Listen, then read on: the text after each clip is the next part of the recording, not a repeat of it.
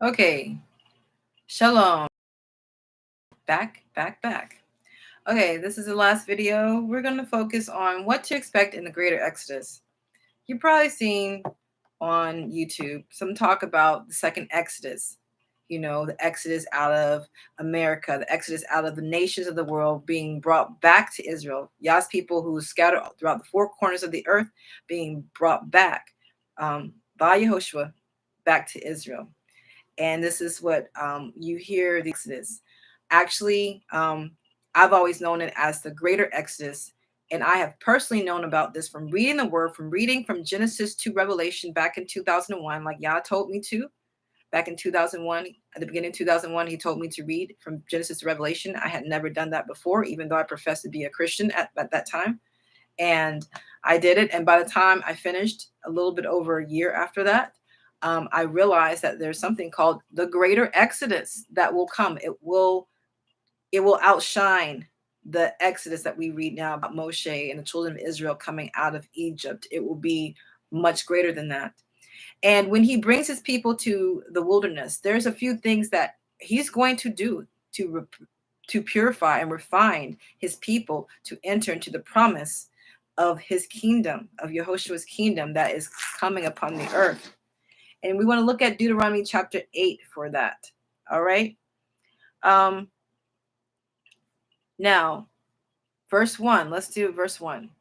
All the commandments which I command you this day, you shall observe to do, that you may live and multiply and go in and possess the land which Jehovah swore to your fathers.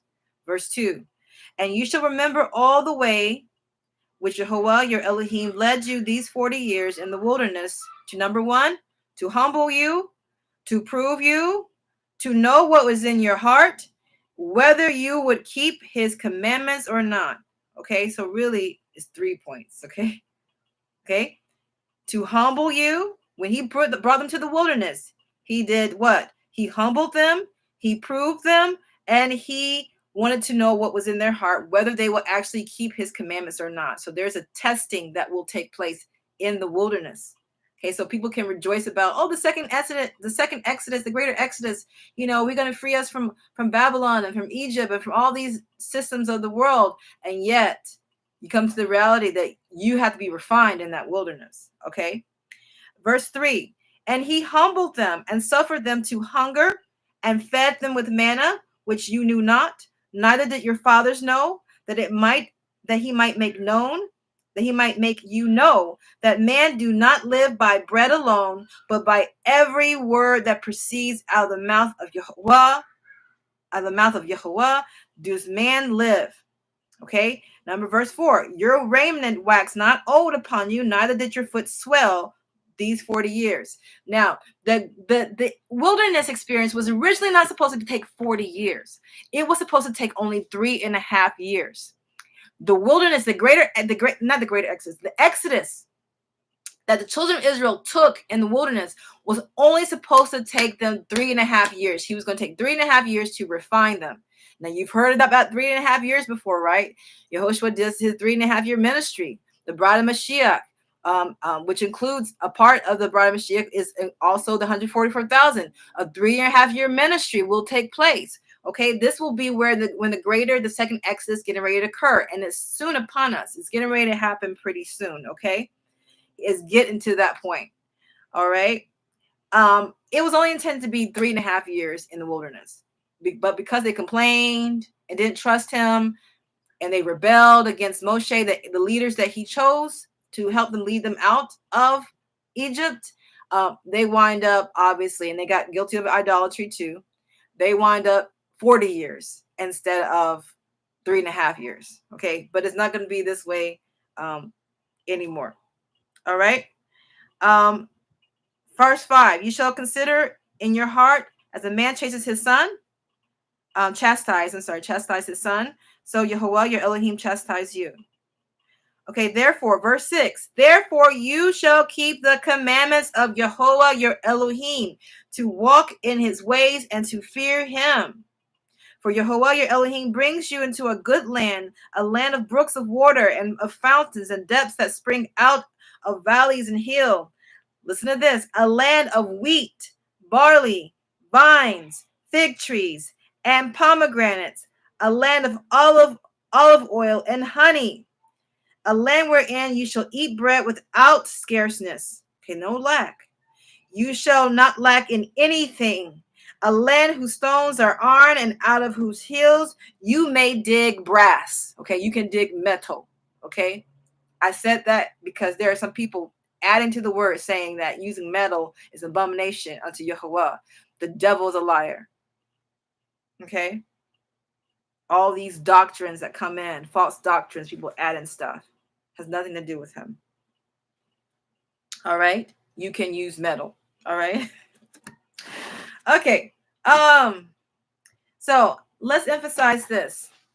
He took them in the wilderness, and in the greater Exodus, we will be humbled, we will be proved, and he will make sure we know what is in our heart, whether we're going to keep his commandments or not.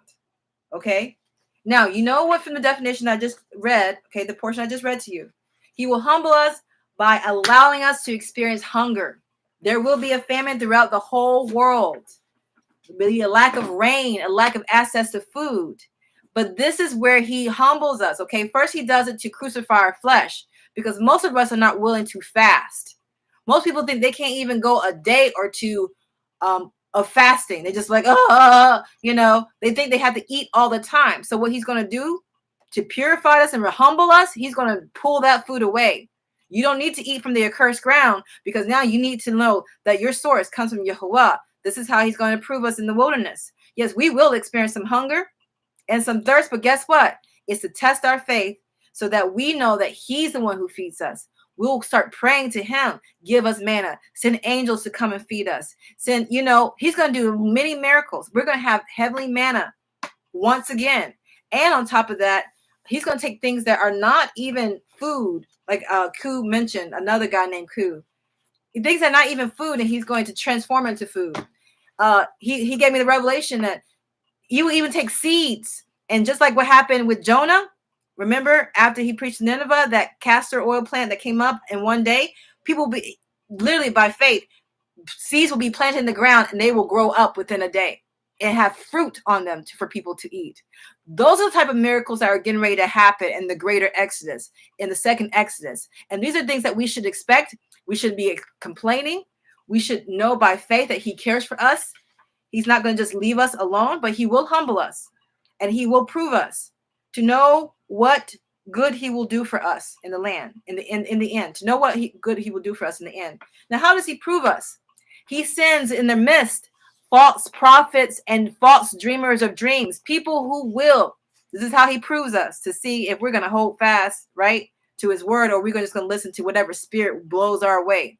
He's going to allow there to be people who are going to prophesy, people who are going to dream dreams and says, the Lord said, or Yah said, or, Adonai said, and he did not say. They're going to still do a sign and wonder. That sign and wonder will still come to pass, but they're going to give you a commandment that's contrary to his word, contrary to what he has already written.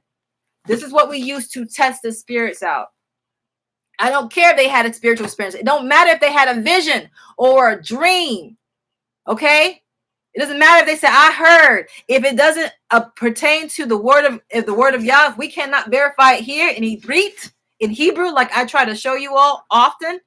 If we can't verify in the word, in the scriptures, in Hebrew, then it's not for us to listen to. We don't listen to that prophet. We don't listen to that dreamer of dreams. I don't care if they dreamed a dream every single day of the week and they thought that every single dream was divine. This is how he's going to prove us. Or every single person who says, I'm a prophet, I prophesy. And here on this channel, I don't claim to be a prophetess of anything. All right? But this is how he's going to prove us. So we need to be on guard. We need to know his word. We need to be reading. We need to be meditating on his word both day and night. Because he's going to find out what's in our hearts. He's going to expose by how we behave in the wilderness. He's going to expose what is in our hearts so that we can repent of it, to see if we're going to keep his commandments or not, or we're going to make excuses like, well, I'm not sure, we hungry. We're going to have to, go gather some food on Shabbat anyway, because, we don't have any food today. Okay. He's going to do some testing in that wilderness. So yes, it's going to be a joyous time, but he's going to do some pruning and refining. Because some of y'all, there's things y'all need to let go, and you are not willing to let go. Y'all still holding on because, well, my family still does it and everybody else still does it. I think it's okay. It's not about what everybody else thinks. It's about what Yah thinks. That's what he wants from us. Okay, now he has 7 things, 7 delights he has for us. And these 7 delights model the 7 spirits of Yahuwah: wheat, barley, wine, fig trees, pomegranate, olive oil, and honey. Okay, these physical elements, the delights that he desires to give us, which is like the delights of the Garden of Eden, are also spiritually grounded in the 7 spirits of Yahuwah.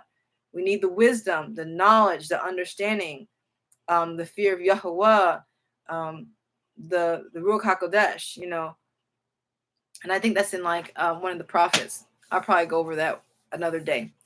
So he has great things planned for us, but he's got to have a holy, pure people unto himself. And being in Babylon and being in Egypt, wherever you're at in the world, these systems that operate under these spiritual elements, it hinders us. It blocks us. It serves as a stumbling block in our walk, and he's going to just pull that all away in the greater Exodus. Okay, in the second Exodus, he's going to pull all that away.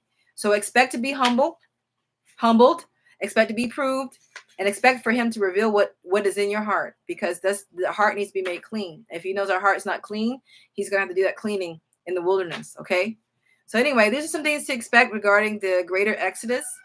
And with that, I say shalom, shalom, and shalom.